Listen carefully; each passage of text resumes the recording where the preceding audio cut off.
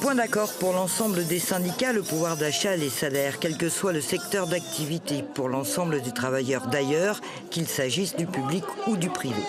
L'ensemble des secteurs publics est concerné par la perte du pouvoir d'achat qui date de 2008, depuis 2000, puisqu'on n'a pas eu d'augmentation réelle du point d'indice depuis plus de 10 ans. Donc ce qu'on réclame nous aujourd'hui au travers de cette manifestation, c'est une revalorisation concrète de la valeur du point d'indice. Donc ça concerne l'ensemble des secteurs de la fonction publique.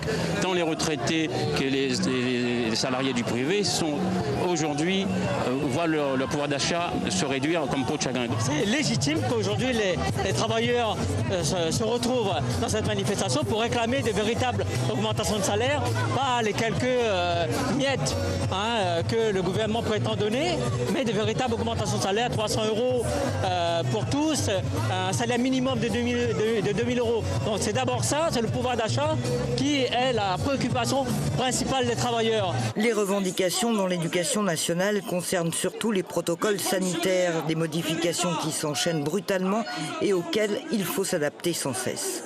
Aller en classe aujourd'hui pour les élèves, pour les familles, pour nous, c'est aussi aller avec peut-être un peu la boule au ventre, savoir comment on va rentrer, est-ce qu'on va avoir les conditions pour travailler, les conditions, le protocole sanitaire, on voit bien qu'il est inapplicable, il n'y a plus assez de personnel, les agents sont aussi en arrêt maladie du fait du Covid. Donc on voit déjà, je veux dire, à quelques jours de la rentrée, le nombre de classes fermées et les mesures qui changent quasiment toutes les demi-journées. Les étudiants font aussi partie du cortège. Pour eux, la précarité s'est installée depuis 2 ans. Vivre et étudier devient difficile.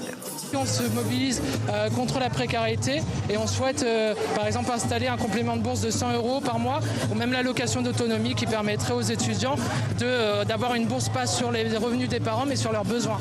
Un cortège peu suivi par la population dionysienne.